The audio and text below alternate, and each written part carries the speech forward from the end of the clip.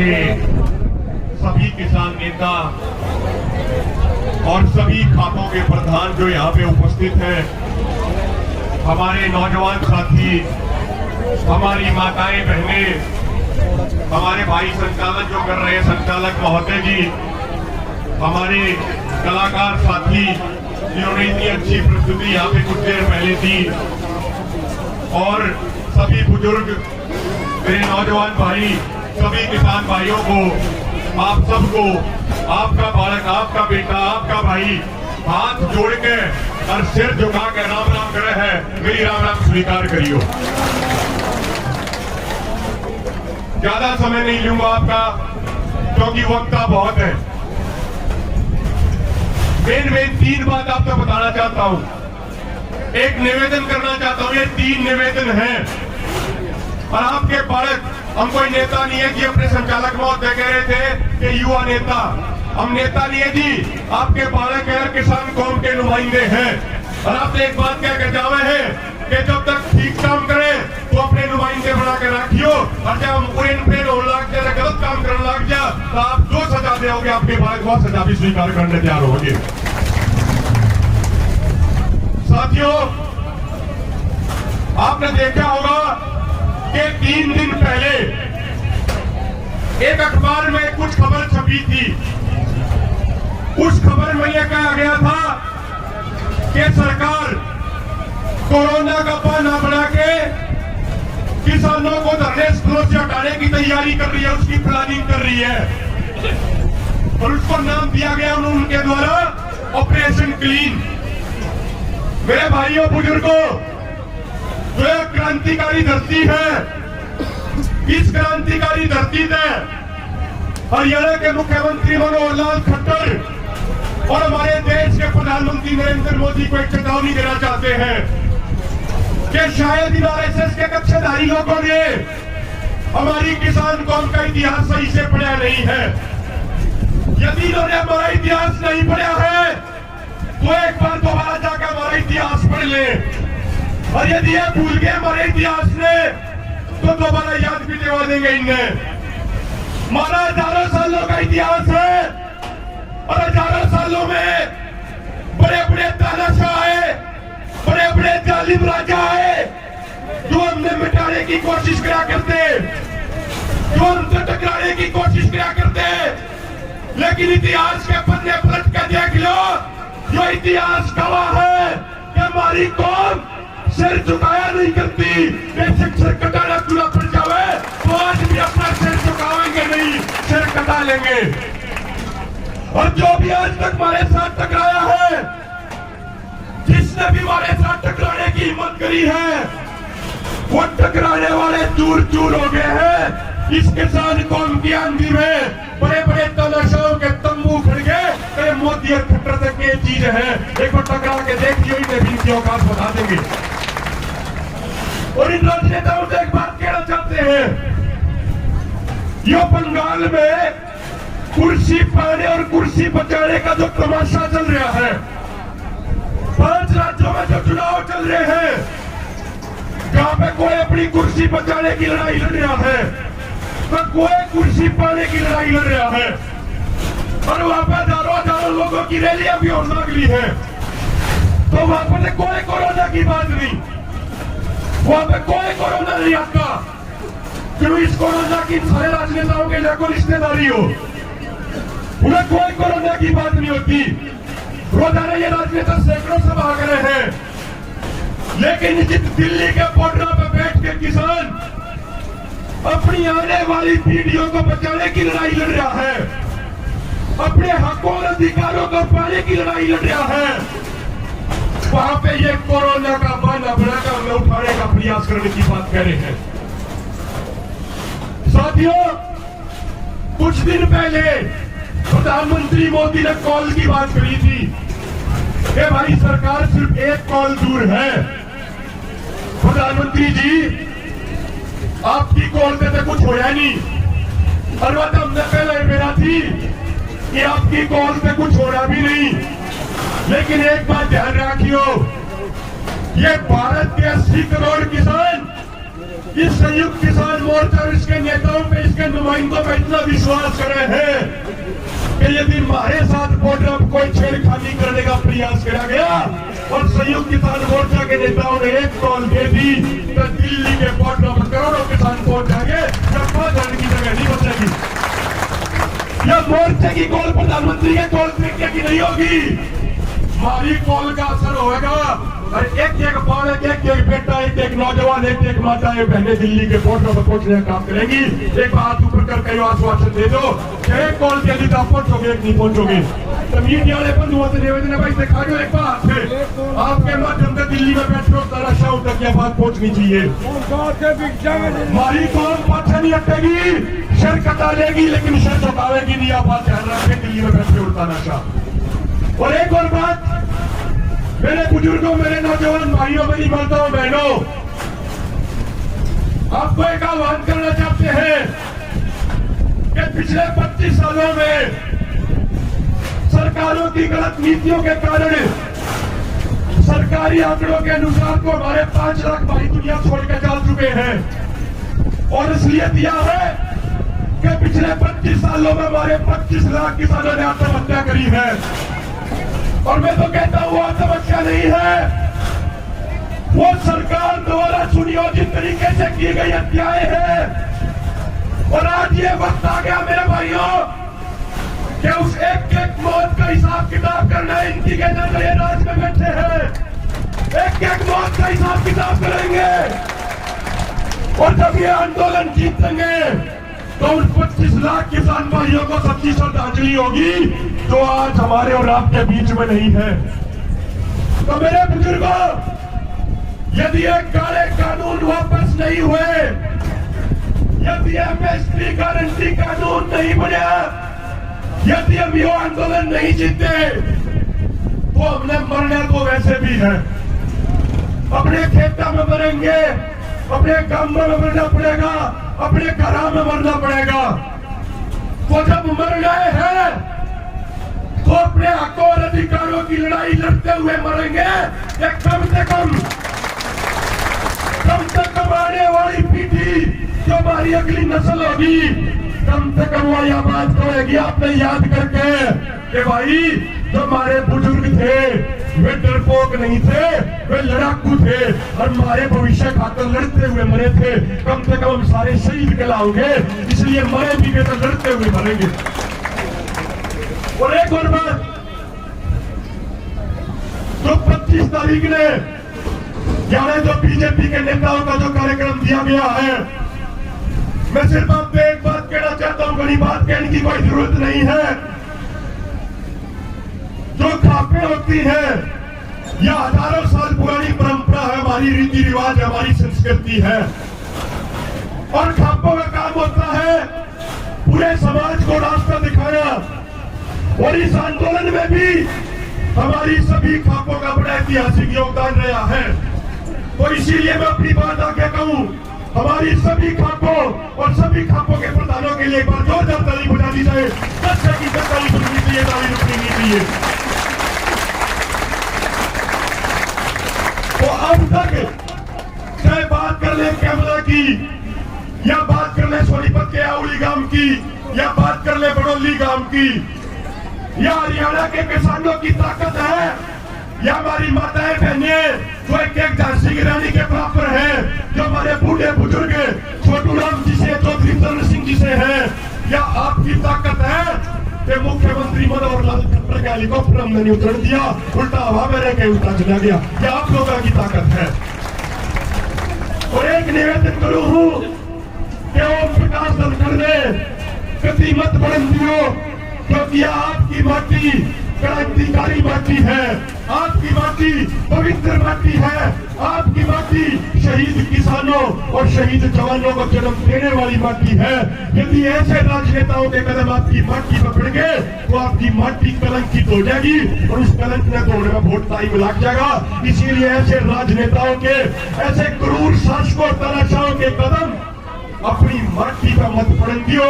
यो एक निवेदन लेकर आपके बीच में आपके दोहराए हैं, आपको विनती कर रहे हैं, आपको निवेदन कर रहे हैं।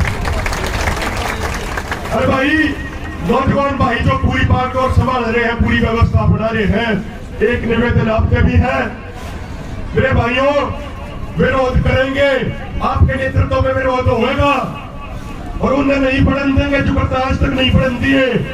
पर एक बात का विशेष ध्यान रखियो, ये बीजेपी वाले साथी सोच रहे हैं, ये समाज में लड़ाई लड़वाना चाहे, लड़ाई करवाना चाहे हैं, लेकिन हमने इनके किसी भी तरह के उकसावे में नहीं आना।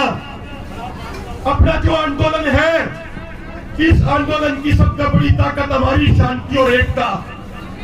मैं बुजुर्गों को बताना चाहता हूं, आज पूरी दुनिया का किसान आपकी तरफ देख रहा है, पूरी दुनिया का किसान चाह रहा है कि भारत का किसान ये आंदोलन जीते, क्योंकि पूरी दुनिया के किसान इन पूंजीपतियों से परेशान है।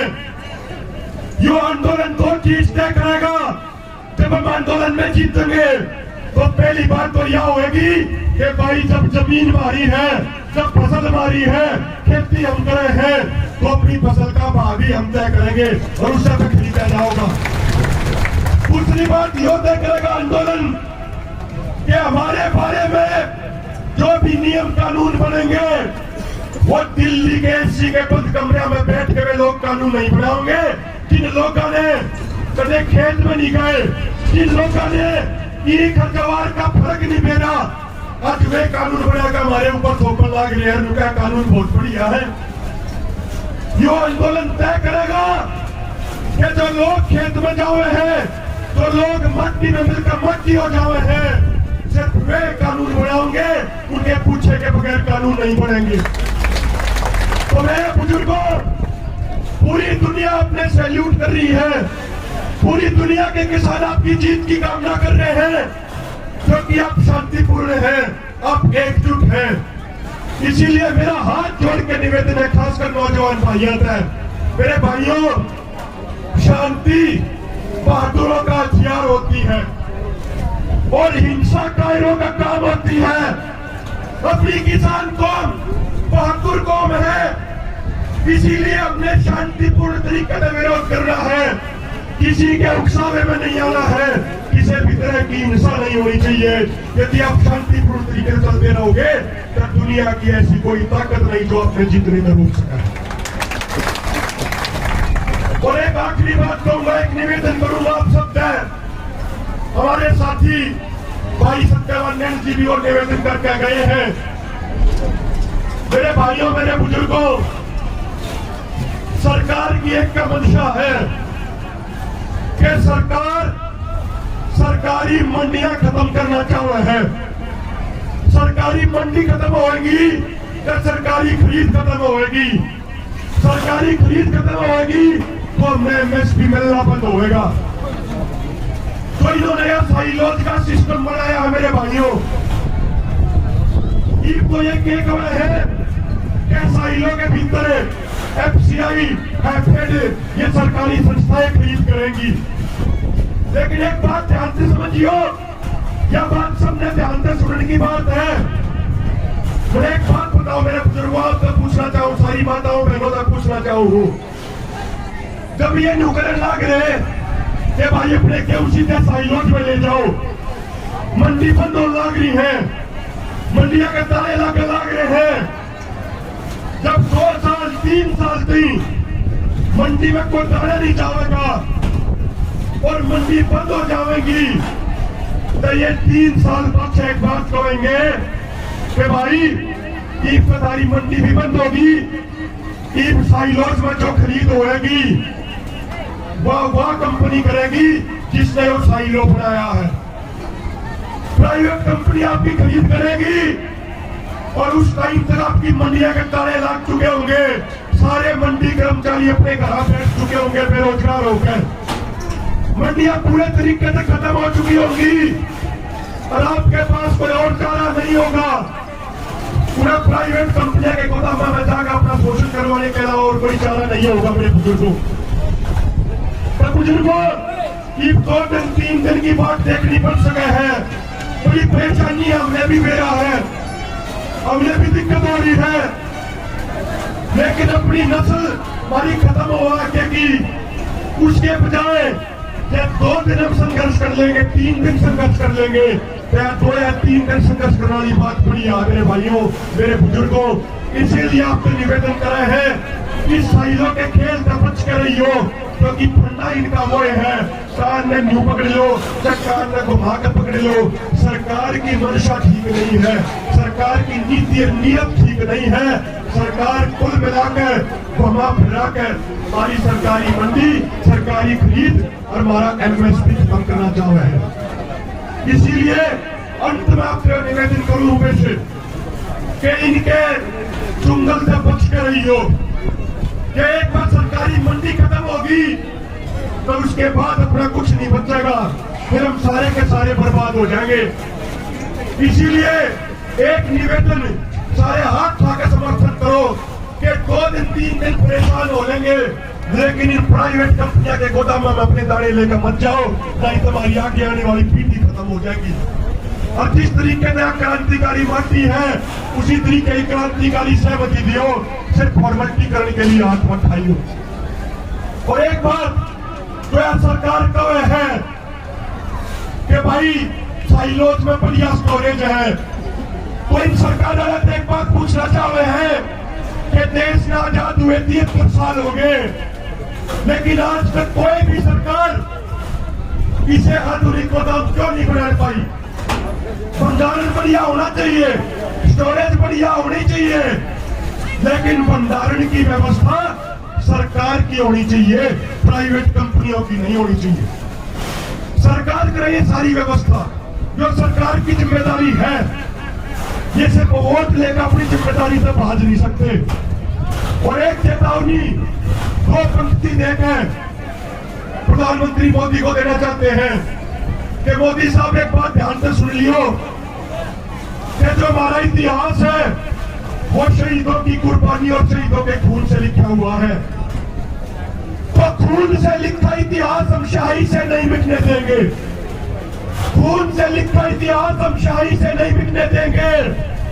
बेच दिए होंगे रेल और जहाज तुरे, लेकिन अपने देश के किसान को हम नहीं बिकने देंगे, अपने देश के किसान को हम नहीं बिकने देंगे। और एक अंतिम निवेदन, गेहूं कटाइए लिखकर किसानों की होली है, कूड़ा बनने लग रहा है और 1-2 दिन में वो काम भी पूरा हो जाएगा। तो मेरे भाइयों, मेरे बुजुर्गों, मेरी माताओं, बहनों, जिस तरीके से आपने 26 नवंबर को खट्टर सरकार की कमर तोड़ने का काम किया था, इतनी भारी संख्या में दिल्ली के बॉर्डरों में पहुंच गए, जिस तरीके से 26 जनवरी ने आपने मोदी सरकार की कमर तोड़ने का काम किया था अपनी भारी संख्या वहां दिखा के, ठीक उसी तरीके से अब संयुक्त किसान मोर्चा दोबारा आह्वान कर रहा है कि खेती बाड़ी का काम पूरा हो गया है, कि आप ठीक इसी तरीके से भारी संख्या में दिल्ली के बॉर्डरों में पहुंच गए इस खट्टर मोदी सरकार की कमर तोड़ दो। यो निवेदन आपके बीच में लेकर आए हैं। इतनी संख्या में दिखा दो कि ऑपरेशन कलीन की बात से दूर ये हाथ लाने के बारे में भी सोचने से पहला 100 में सोचे। यो निवेदन लेकर दोहराए हैं। समय ज्यादा ले लिया, इसके लिए आपकी पूरी कमेटी और संचालक को क्षमा मांग रहे हैं और एक निवेदन भी कर रहे हैं।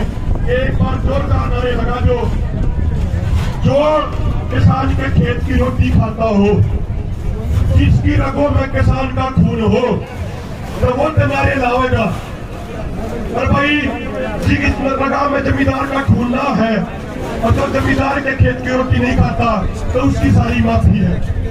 तो एक बार जोरदार नारे लगाओगे, दोनों हाथों पर लगाओगे, किसान एकता जिंदाबाद, जिंदाबाद, जिंदाबाद, किसान एकता जिंदाबाद, जिंदाबाद, जिंदाबाद, मोदी सरकार मुर्दाबाद, मुर्दाबाद, मुर्दाबाद, खट्टर सरकार मुर्दाबाद, मुर्दाबाद, मुर्दाबाद, भूषण चौटाला मुर्दाबाद, मुर्दाबाद, मुर्दाबाद, किसान एकता जिंदाबाद, जिंदाबाद, जिंदाबाद, जय जवान, जय किसान, जय जवान, जय किसान, जय जवान, जय किसान, किसान नौजवान भाईचारा जिंदाबाद, जिंदाबाद, जिंदाबाद।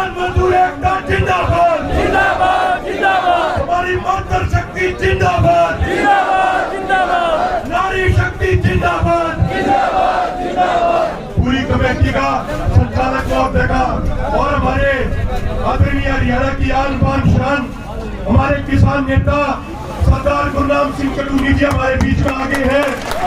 एक बार 2,000 तालियों से 15 सेकंड तक ताली रुकी नहीं हुई है। सारे भाई ताली बजाए पहले हाथ ऊपर करके 2,000 ताली